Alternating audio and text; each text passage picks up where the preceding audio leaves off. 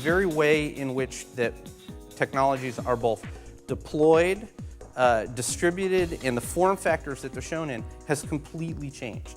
In today's world, the consumer expectations are high.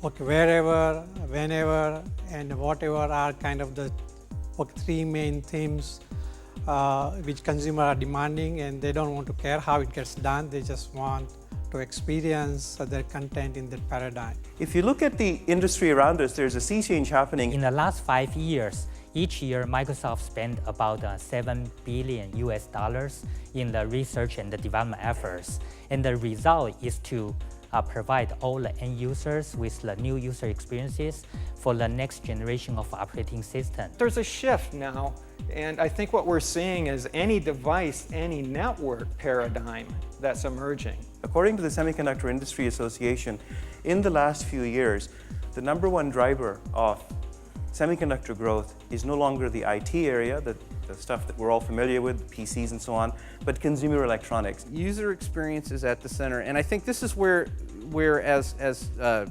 semiconductor companies, we sometimes get lost in the technology at the expense of who we're serving.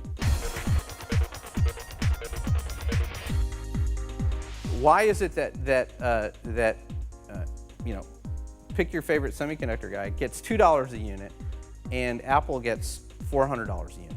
The answer is because as you move farther up the user experience chain, when it's something that somebody can tangibly hold in their hands, they're willing to pay more for it.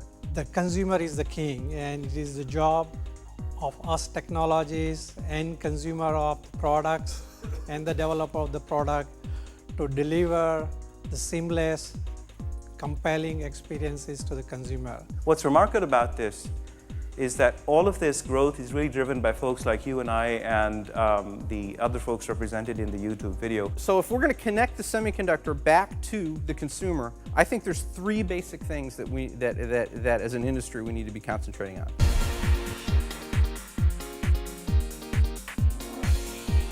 You've heard me talk a little bit about the enhanced experience.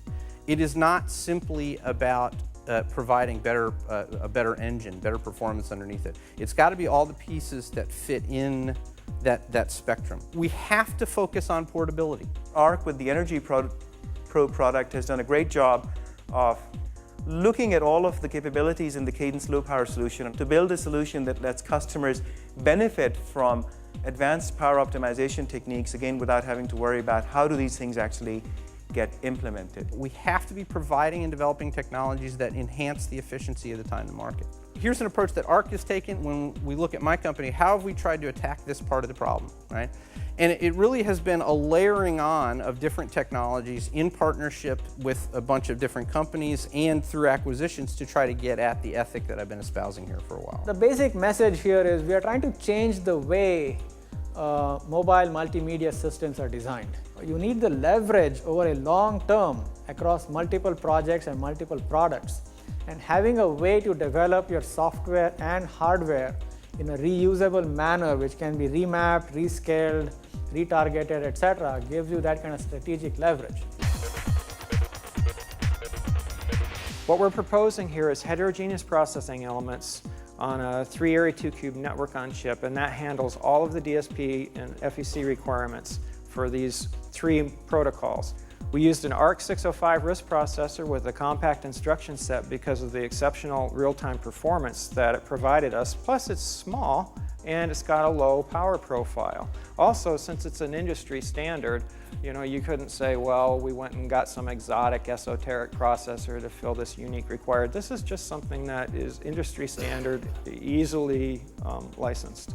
Wi-Fi, WiMAX, and DVB-H on one device. Very, very cool, and absolutely lives up to everything that I was just talking about in the presentation. Programmable, portable, really does start to think about the user experience, what are the deployment scenarios, et cetera, et cetera. Very, very good stuff. Those of us who figure out how to build a good value chain, how to build that product delivery value chain in a very efficient way with very tight handoffs and with a very high quality of results, can typically benefit from the kind of market opportunities that become available in this age of consumer electronics. This reality is something the semiconductor companies absolutely need to adapt to.